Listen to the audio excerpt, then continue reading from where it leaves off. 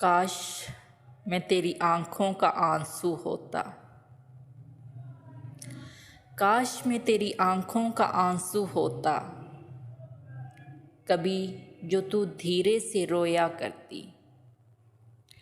आँखों में हज़ारों ख्वाब परोया करती, तो मैं धीरे से तेरी आँखों से निकल कर तेरे गुलाबी गाल को चूमते हुए तेरे दामन में गिरता। तेरे आंगन में पहुंचकर मैं महक सा जाता। कभी जो तू कुछ सोचकर मुस्कुराया करती, तो मैं तेरी मुस्कुराहट से दहक सा जाता। मैं तेरे लबों की लाली को अपने दामन में समोया करता।